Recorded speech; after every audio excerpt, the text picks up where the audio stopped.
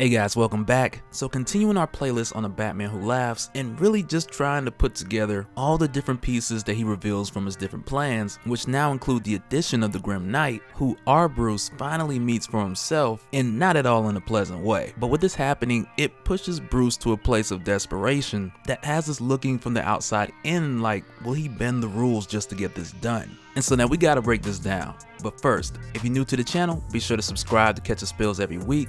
And don't forget to hit that bell up top so we can squad up in the comments for the first hour.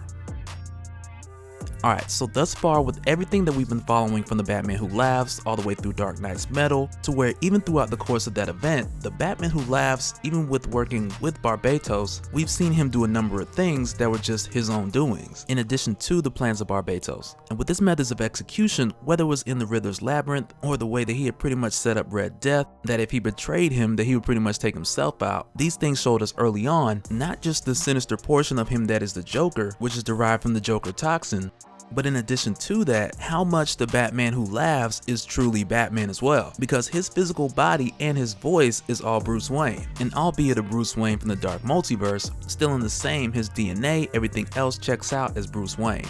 But even further, with him surviving the events of Dark Knight's Metal, at its conclusion where we have first seen him in the Immortal Men series, making his deals with the Infinite Woman, this yet again showed us that he wasn't done, and that as Rebirth continues, he's still in the DC universe, pulling strings in the background. And all of these things are important to keep in mind as we continue to go forward, and watch the Batman Who Laughs, who's done all these things, and who has come all this way, bring the fight to Bruce, who is literally terrified of himself and the things that he's capable of. And so when we had last covered the Batman Who Laughs and his attempt to kill the Joker, who had seemed to be just a sitting duck in Arkham, it was then that we discovered the Batman Who Laughs' hidden spade, the Grim Knight, who has also been assisting the Batman Who Laughs, carrying out certain missions in the background, which we'll talk about a bit more in a little bit. But as far as the Joker, who pulled a bit of a bait and switch by having a lookalike stand in his place in his cell, he had made his way back to Batman, back to the Batcave, and with Batman assuming that he wanted a safe haven and also a place to talk, like he couldn't have been more wrong.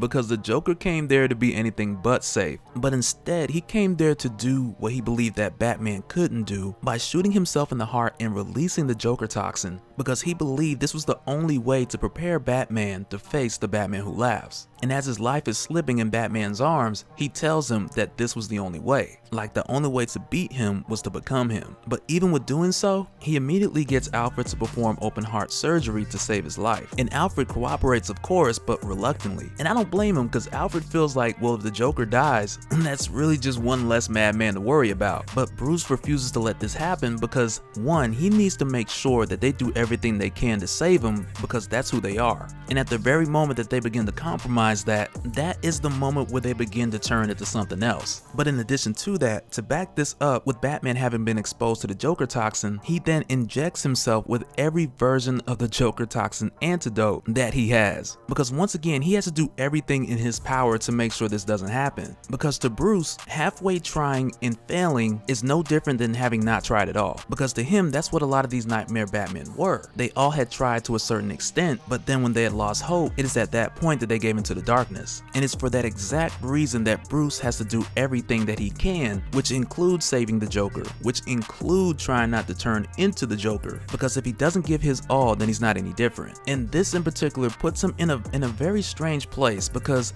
in comparison to the Nightmare Batman and the other versions of Bruce that we had found, like most recently the older Bruce who had been married, who had children, who had lived a happier life, who had smiled more, who had ended up dead, which was mainly a product of the Batman Who Laughs killing him and bringing his body into this universe in order to send Bruce a message. And to where, in addition, while Alfred is operating on the Joker, Batman gets a call from Commissioner Gordon that another body has popped up, or more so like just fallen out of the sky. And at the velocity with which he fell, it was from a higher distance than any of the buildings that are around, mainly because in that universe he was on a blimp, he was celebrating having recently become the mayor of Gotham City prior to being snatched up and dropped into this universe. But what Batman notices in this moment while he's disguised as Harvey, just so he can get a closer look at this body while they're in public, but what he notices here is that the Batman Who Laughs has been taking samples from these different versions of Bruce Wayne and presumably for the purpose to create some kind of serum. And so now if you guys remember the last body that Bruce had found, the one that he investigated in the morgue, as it turns out, both of these bodies are comprised of dark matter, and much of course because they have come from the dark multiverse. But in addition to that, Commissioner Gordon gives Batman the update that that body that he had looked at before, not long after examining it, it had disintegrated. And being that this new body is very much similar, they're getting as much intel as they can from it before it does the same.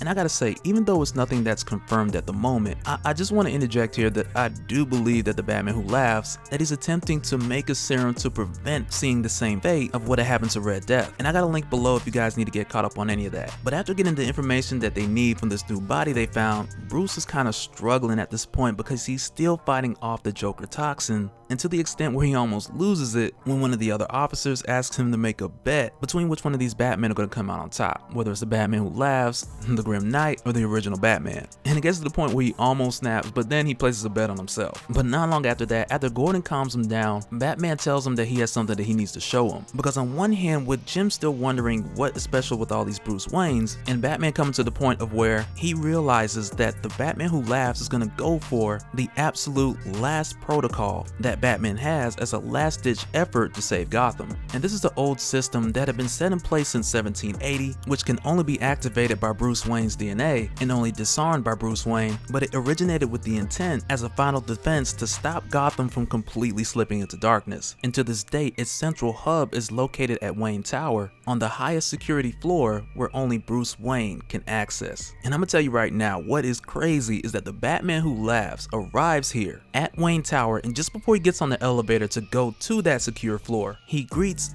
Bill, who's elderly and blind, and Bruce has given Bill just the opportunity to have work so Bruce can take care of his medical bills, so on and so forth. But when the Batman Who Laughs arrives here, because he sounds like Bruce, because he has Bruce Wayne's same DNA, he walks up to him, has a conversation, walks past him like he's the real Bruce Wayne, and Bill doesn't even notice it, which is crazy. See, it's the little things like that that I just love. Man, Scott Snyder's a freaking genius, because the Batman Who Laughs walks by him with these huge knives, takes the elevator to the high security room, and after going through the fingerprints and the voice verification, all the high security protocol that he met on that floor, he goes in and he just tears these guards to pieces.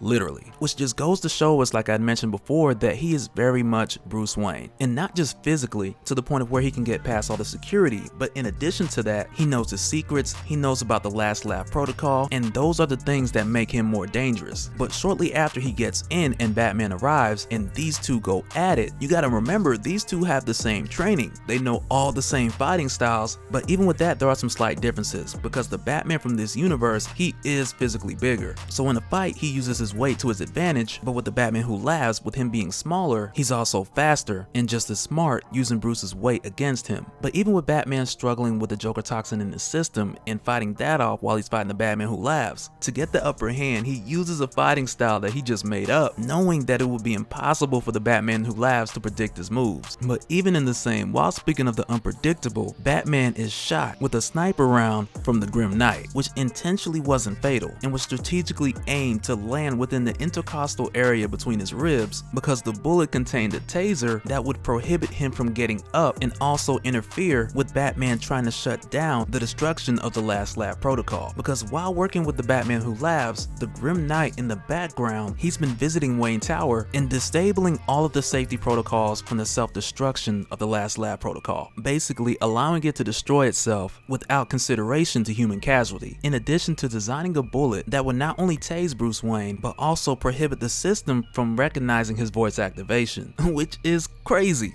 But the Batman Who Laughs goes on to tell Bruce, because this is his first time seeing the Grim Knight, but he tells him that he is just a version of us, that if Joe Chill dropped the gun in the alley and we picked it up, which is once again one of those simple changes like we had talked about before that just makes everything completely different for Bruce Wayne. But with the two of them doing this and Bruce literally having no way to stop it, he gets Bill out of there and immediately after goes to see the Joker. And he's like, you better be alive because I need some answers. And once again, Bruce does not want to go through with this transformation, information, and with all the antidotes that he's taken, he only has a week to figure all this out. And fortunate enough, the Joker did survive the surgery, still heavily drugged, but he survived the surgery. But he rushes here to speak to the Joker because once again, he just does not have the time. And when he asks the Joker what is the Batman Who Laughs plan, like what is it? The Joker tells him that he doesn't know, but there's one person who does. And I gotta tell you guys, it's twists like this is what I live for. Because from here, we jump over to Commissioner Gordon, to whom Batman reached out to after speaking with the Joker, to find out that the person that the Joker said is the answer to all this is James Gordon Jr. And this is a wild twist because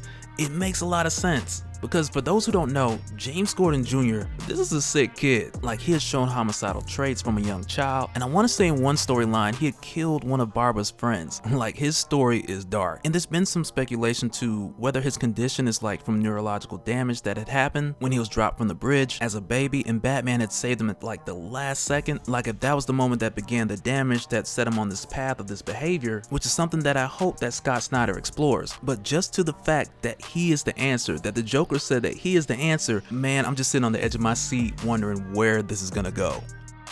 But that'll do it for this one, guys. Let me know your thoughts down in the comments. Like, James Gordon Jr., like, who knew that was coming? And don't even tell me that in the comments, because if you do, you're lying.